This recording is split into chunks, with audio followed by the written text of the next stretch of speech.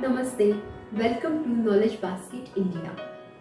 आज का हमारा विषय है प्रेग्नेंट होने के लिए सेक्स के बाद बेड पर कितनी देर तक लेटे रहना चाहिए।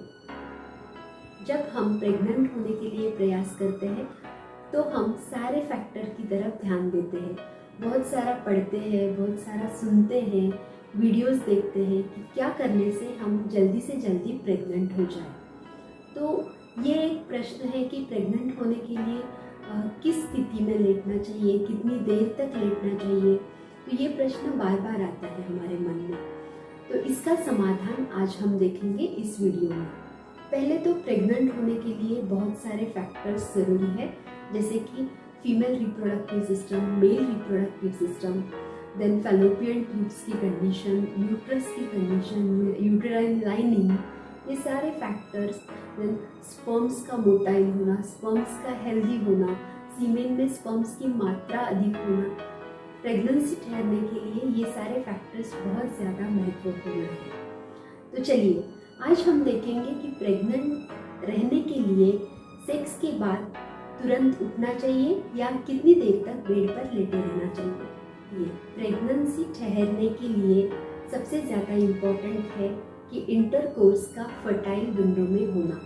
फर्टाइल विंडो आपकी स्टार्ट होती है ओव्यूलेशन होने से 3 दिन पहले और ओव्यूलेशन होने के 1 दिन बाद, ताकि कोई भी स्पर्म जो है वो आपके गर्भाशय में 3 to 5 डेज तक, आपके यूट्रस में 3 to 5 डेज तक आराम से एक्टिव रह सकता है और अंडा जो है वो 24 आवर्स तक ही एक्टिव रहेगा आपके फैलोपियन ट्यूब में। तो जैसे ही ये अंडा फैलोपियन ट्यूब में आता है, जैसे ही हमारा ओव्यूलेशन होता है, तो उसके पहले अगर 3 दिन इंटरकोर्स हुआ है या उसके बाद 1 दिन इंटरकोर्स होता है या ड्यूरिंग ओव्यूलेशन कभी भी आपका इंटरकोर्स होता है, तो आपको प्रेगनेंसी ठहर सकती है।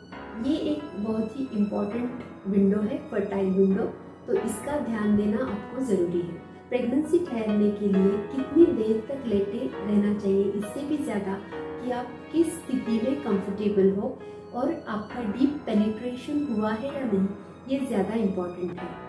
जैसे ही ओव्यूलेशन पीरियड में आपका इंटरकोर्स होता है, संबंध रहते हैं, तब लाखों स्पर्म्स, लाखों शुक्राणु आपके वजाइना के फॉर्मिक्स एरिया में डिपॉजिट होते हैं। जैसे ही डिपॉजिट होते हैं, जैसे ही सीमेन हमारे वजाइना में डिपॉजिट होता है, उसके बाद 80 to 85% जो सीमेन होता है वो वजाइना के बाहर निकल आता है। अब इन लाखों स्पर्म्स से कुछ हजारों स्पर्म्स ही गर्भाशय मुख से यूट्राइन कैविटी में आ जाते हैं। यूट्राइन कैविटी का जो अंदर का लाइनिंग होता है, जो अंदर के स्नायु होते हैं, अंदर के मसल्स होते हैं, ये इनका जो कॉन्ट्रैक्शन मूवमेंट रहता है, ये आपके स्पर्म्स को आगे बढ़ाने के लिए मदद करते हैं। ये स्पर्म्स को आगे फैलोपियन ट्यूब्स और अंडे के पास पहुंचने का प्रवास करना होता है। ये जो स्पर्म है उसको यूट्राइन कैविटी से फैलोपियन ट्यूब्स में जाना है अंडे की तरफ।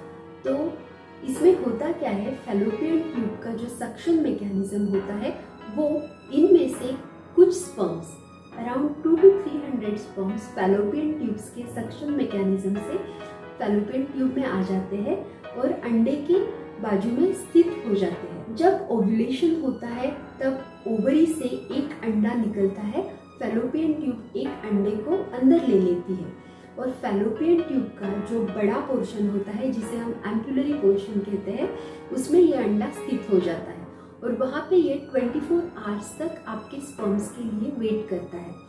अगर स्पर्म वहाँ पे पहले से ही एक्टिव है तो एक स्पर्म आपके अंडे को वहाँ पे पेनिट्रेट कर देगा। अगर स्पर्म एक्टिव नहीं है तो अंडा आने के बाद 24 आवर्स में, उसमें भी पहले 6 घंटे में अंडा ज़्यादा एक्टिव रहता है, तो इस पीरियड में अगर आपका इंटरकोर्स होता है तो एक स्पर्म आपके अंडे की तरफ जाके उसको पेनिट्रेट कर देता है। ये जो डिस्टेंस होता है from vagina to egg, vagina से लेके अंडे तक का जो डिस्टेंस होता है वो सिर्फ 13 to 15 सेंटीमीटर्स का होता है और वैसे देखा जाए तो बहुत ही कम समय लगता है एक हेल्दी मोटाइल स्पर्म को आपके अंडे तक पहुंचने के लिए। और इसलिए ज़रूरी नहीं है कि आपको बहुत ज़्यादा देर तक लेटे रहना है। अगर आप लेटे रहते हैं तो ही आपको गर्भ ठहरेगा, ये ज़रूरी नहीं है।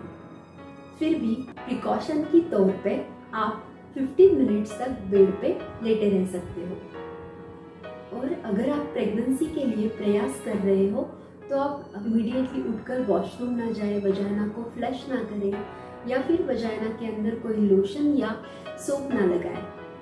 लेकिन इसका मतलब ये नहीं है कि अगर आप उठते हो, वजाइना को क्लीन करते हो, कुछ लोशन लगाते हो तो आपको प्रेगनेंसी नहीं ठहरेगी, ऐसा नहीं है। उस केस में भी अगर may be fertile couple ovulation window में इंटरकोर्स करते हैं तो उनको प्रेगनेंसी ठहर सकती है। तो ऐसा कुछ भी नहीं है, आप किसी भी बातों पे यकीन ना करें कि आपको आधा घंटा लेटना है, 1 घंटा लेटना है, आपके नीचे पिलो रखना है, ऐसा कुछ भी नहीं है। आप 15 मिनट्स के बाद उठकर सारा आपका रूटीन काम कर सकते हो और फिर भी आपको प्रेगनेंसी ठहर सकती है। इस बारे में अगर आपके कोई प्रश्न है, कोई शंका है तो ज़रूर मुझे कमेंट बॉक्स में लिखिए, मैं ज़रूर रिप्लाई करने का प्रयास करूँगी। ये इन्फॉर्मेशन अगर आपको अच्छी लगी है तो लाइक कीजिए, शेयर कीजिए और नॉलेज बास्केट इंडिया को सब्सक्राइब कीजिए। गर्भ ठहरने के लिए आपको मेरी तरफ से बहुत सारी शुभकामनाएं। Thank you.